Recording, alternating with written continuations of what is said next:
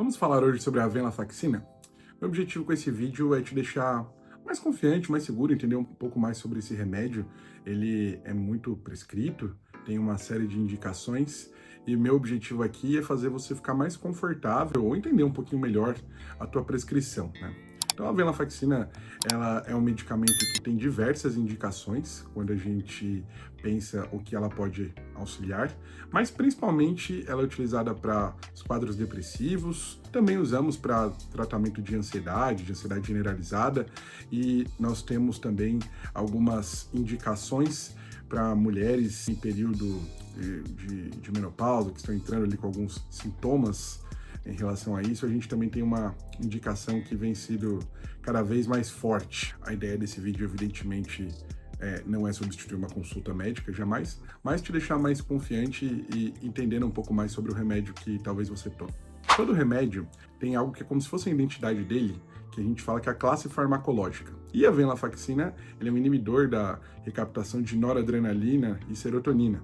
E quando ela faz essa inibição, ela aumenta a disponibilidade desses neurotransmissores no nosso sistema nervoso, o que acaba auxiliando nos quadros de humor, nos quadros de disposição, nos quadros de ansiedade. Como se deve tomar a venlafaxina? A maior parte das formulações deste medicamento já é em versão de liberação prolongada, ou seja, quando você toma ali a cápsula ou o comprimido, ele vai entrar no seu organismo e vai sendo liberado ao longo das próximas 24 horas. Então, a venlafaxina, em vias de regra, é tomada uma única vez ao dia. O horário, ele não é exatamente essencial, depende muito da adaptação de cada pessoa, mas pode ser tomado pela manhã, pela tarde, pela noite. Tradicionalmente, a gente costuma deixar pelo horário da manhã, justamente por conta dessa tecnologia de você ter uma liberação prolongada. Ele deve ser engolido por inteiro, não deve ser mastigado, não deve ser fracionado a dosagem, pelo menos não sem uma indicação adequada, porque senão você perde parte da tecnologia e da funcionalidade que esse medicamento tem. Também é importante destacar que para muitas pessoas é essencial ele ser tomado junto com o alimento, né? Então, enquanto acabou de comer alguma coisinha ali, e esse efeito auxilia na tolerabilidade desse remédio, porque algumas pessoas não lidam bem tomando ele em jejum. A dose para o início do tratamento varia de pessoa para pessoa, mas aqueles que são um pouco mais sensíveis com medicação, a gente costuma iniciar com 37,5 miligramas para o organismo se adaptando, mas em vias de regra, nós começamos com 75 miligramas, principalmente para quem já vem fazendo algum tratamento e já tolera um pouco melhor os medicamentos. Mas se começa com uma dose um pouquinho menor, ela vai aumentando ali ao longo dos dias, 4 a 7 dias, chegando a 75 miligramas. E o índice terapêutico tradicional, o que isso significa, né? A margem em que nós costumamos deixar o remédio é de 75 a 225 miligramas. Então, a gente sabe que de 75 a 150 miligramas tem uma função, já começa a exercer uma função mais para depressão, e de 150 miligramas para 225, além da função para depressão, começa a auxiliar também nas questões de ansiedade, certo? Tem uma farmacologia ali por detrás, mas isso a gente deixa para um outro vídeo. Se você esquecer de tomar uma dose, o que você faz? Se tiver no mesmo dia e relativamente próximo do horário que você esqueceu, você pode tomar um medicamento e depois volta para o horário habitual no dia seguinte. Se já estiver muito próximo da próxima dosagem, né, que você teria que tomar, você pula aquela que você esqueceu mesmo e segue com a dose do próximo dia. Agora, nunca dobre, eu esqueci de tomar ontem, então hoje eu vou tomar 2. Não, isso não é indicado. Se tomar a mais também, o que acontece? Não importa o motivo, porque se atrapalhou, porque, enfim, qualquer outra coisa, pode rolar. Então, algumas pessoas podem acabar sentindo vômito, coração acelerado, pressão aumentar, ficar suado, enfim, sentir uma arritmia. Se essas coisas acontecerem, você tem que procurar o pronto atendimento imediatamente para você poder ter as medidas de suporte adequadas. Caso você não tenha efeitos nocivos, mesmo tendo tomado uma superdosagem, é importante você comunicar ao seu médico, mas ficar de olho ali na sua evolução, porque se tudo correr bem, ali em torno de 24 horas a 36 horas, você já deve estar dentro do seu funcionamento habitual. O tempo para início de ação desse remédio, ele varia de pessoa para pessoa. Aliás, isso como qualquer remédio. Mas, em via de regra, de 1 a 2 semanas, você costuma ter só efeitos colaterais, que a gente já conversa sobre ele, mas para algumas pessoas já começa a sentir algum alívio, já começa a sentir um pouco mais leve. Mas de 4 a 6 semanas é normalmente o tempo padrão para a gente poder dizer que o remédio já está tendo alguma resposta, ou se ainda não estiver tendo alguma resposta, é o momento que a gente ajusta a dosagem, às vezes vai aumentando para poder tentar atingir uma margem terapêutica. E de 6 a 8 semanas, o remédio já deveria estar fazendo a ação dele plena dentro do objetivo em que ele foi prescrito.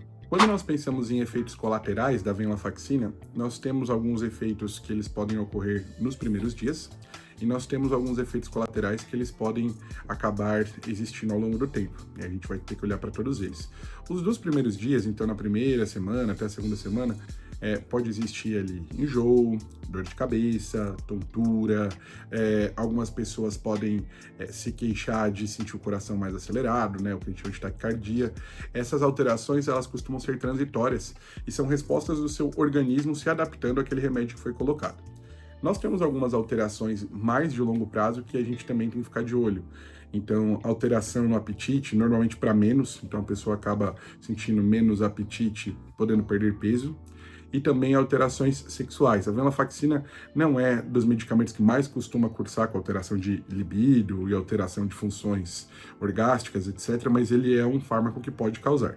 Quando essas coisas acontecem, é muito importante também consultar o seu médico para verificar o que pode ser feito. Muito raramente, também pode levar a efeitos como síndrome serotoninérgica, que é uma condição quando o corpo ele fica extremamente acelerado, gera angústia, suor, tontura, tudo junto e misturado. Normalmente isso ocorre por causa da interação com alguma outra substância. Tá? Também pode existir virada maníaca, que a gente chama. Então, se o sujeito ele era bipolar e não sabia que tinha bipolaridade, ele pode tomar aquele remédio porque estava em depressão e aí ir para uma euforia descontrolada e descompensada, que acaba sendo um problema também, certo? E nós temos que tomar muito cuidado com pessoas que têm ideias de autoextermínio, enfim, a gente tem que tomar cuidado na utilização desse medicamento. Pensando por faixa etária, né, na população mais jovem, é um medicamento que ele tem indicação, a gente tem que só tomar cuidado de acordo com o padrão de ideias, de ideação que aquela pessoa possa estar tendo, a gente tem que ter cautela na utilização. Para pessoas que têm problemas no rim ou no fígado, a dosagem muito provavelmente vai precisar ser ajustada, então isso é algo importante de ser comunicado, o médico vai tentar investigar também, mas é importante ser comunicado. Quem tem pressão alta, algum problema cardíaco, também não é uma contraindicação absoluta, mas é importante ser avaliado certinho e com um acompanhamento bem preciso. E também nós temos, dentro das pessoas que têm um histórico de bipolaridade, aquela questão de tomar cuidado com a virada maníaca. Por quanto tempo eu vou utilizar esse medicamento? Isso é outra coisa que é absolutamente variado de pessoa para pessoa, por isso a importância de estar fazendo acompanhamento regular.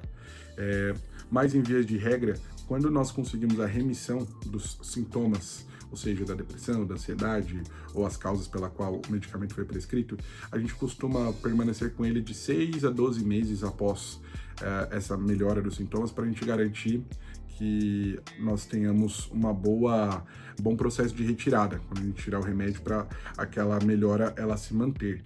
Isso acontece porque quando nós estamos utilizando o medicamento, o remédio, ele dentro do nosso sistema nervoso, ele faz algumas alterações que nos ajudam a melhorar, mas num primeiro momento, aquelas melhoras estão muito atreladas ainda à ação do remédio. E ao longo do tempo, o processo que a gente chama de neuroplasticidade, que vai, de fato, corrigindo algumas coisinhas lá, para a gente conseguir ficar bem, mesmo sem a medicação. A venlafaxina não é um medicamento que causa dependência, tá? Mas ele não pode ser parado de forma abrupta, ou seja, de uma vez, porque pode causar o que nós chamamos de síndrome de descontinuação. Quando você para um remédio antes do seu organismo estar preparado para aquela retirada, ou seja, fazendo desmame gradual, você acaba tendo muito prejuízo na forma como o seu corpo vai se adaptar àquela retirada. Então, por conta disso, precisa ser feito aos pouquinhos, então, dependendo da dose que você está, vai diminuindo, até fazer a retirada de forma adequada. Mas, evidentemente, que isso tem que ser combinado e ajustado junto com o médico que está fazendo o acompanhamento. até porque a parada de forma aguda, ela gera sintomas bem desagradáveis, como a sensação de choquinho, tontura, náusea, enjoo, e acaba sendo bem desagradável. Quando nós pensamos em algumas interações importantes, nós temos a contraindicação do uso junto com a linezolida, que é um antibiótico. Também temos que ficar de olho no uso conjunto com alguns anticoagulantes, tá? Também para quem faz uso contínuo. Mesma coisa para anti-inflamatório, também para quem faz uso contínuo. E nós não recomendamos a utilização junto com o consumo de álcool, certo? Porque também pode existir uma interação que gere problemas ali dentro do cuidado com esse medicamento. Em alguns momentos especiais da vida, por exemplo, como gestação, não temos estudos o suficiente para falar sobre a segurança desse medicamento, então nós costumamos contraindicar. Para existir uma utilização durante a gestação, vai ter que ser algo muito específico, muito indicado. No geral, a gente não faz uso desse medicamento durante a gestação. Na amamentação também, porque ele é um medicamento que, pelos estudos, se sugere que ele atravessa ali o leite materno, então isso seria ruim para o nenenzinho, tá? Em relação também à doação de sangue, muitas pessoas se interessam, né, por isso, tem que ser verificado com o hemocentro. Cada hemocentro costuma ter um protocolo diferente para você saber se você pode ou não fazer doação durante o uso desse medicamento. E, por fim, se você for realizar uma cirurgia, um procedimento, é importante na consulta antes com o anestesista conversar sobre, e aí ele vai poder te dar uma indicação mais precisa sobre o que você deve fazer. Algumas curiosidades desse medicamento: ele, para fazer essa liberação prolongada, tem dentro da estrutura dele o que a gente chama de microesferas da liberação prolongada. E essas microesferas podem aparecer nas fezes, então são umas bolinhas granuladinhas que eram, na verdade, as esferas ali da liberação do medicamento. Então, não é nada demais, não é um problema, mas é algo que pode acontecer para quem toma esse remédio. Também, um outro dado interessante, a venlafaxina, ela é um medicamento que se adapta muito bem com outros remédios. Então, é muito comum você ter um tratamento onde você está usando a venlafaxina associada a algum outro potencializador, como lamotrigina, divalproato, aripiprazol, enfim. Então, não é incomum, porque ela costuma ter uma boa interação, um bom diálogo com esses outros remédios.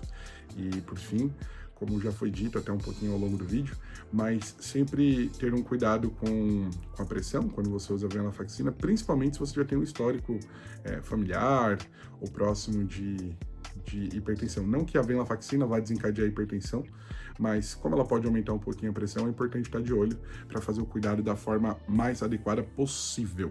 Então, galera, resumindo tudo que nós conversamos aqui no vídeo de hoje, a venlafaxina, ela é um remédio que tem essas indicações principais para depressão, para ansiedade, para síndrome disfórica pré-menstrual, para transtorno de pânico. Então, é um medicamento que tem uma grande versatilidade, por ser um inibidor de recaptação de serotonina e de noradrenalina. É um medicamento que se toma uma vez ao dia, afinal de contas tem essa tecnologia de liberação prolongada com as microesferas, como nós falamos também. E é um medicamento que ele não pode ser parado de forma aguda, senão você pode ter sintomas ali extremamente desagradáveis. Da mesma forma que a gente vai subindo gradativamente a dosagem dele, quando a gente para também tem que ser feito dessa forma. E lembrar que para acessar o medicamento, conversando sempre com a equipe que te acompanha, mas o ideal é que você esteja bem há pelo menos 6 meses a 1 ano para poder fazer essa retirada com maior segurança e diminuir as chances de uma recaída. Beleza? Gostou desse conteúdo? Achou que descomplicou sobre o que você sabia da venlafaxina? Deixa aqui embaixo nos comentários as suas dúvidas e também, se você quiser sugerir o próximo medicamento, o próximo remédio que eu posso estar conversando com vocês, tá bom? Curte, compartilha esse vídeo e até a próxima.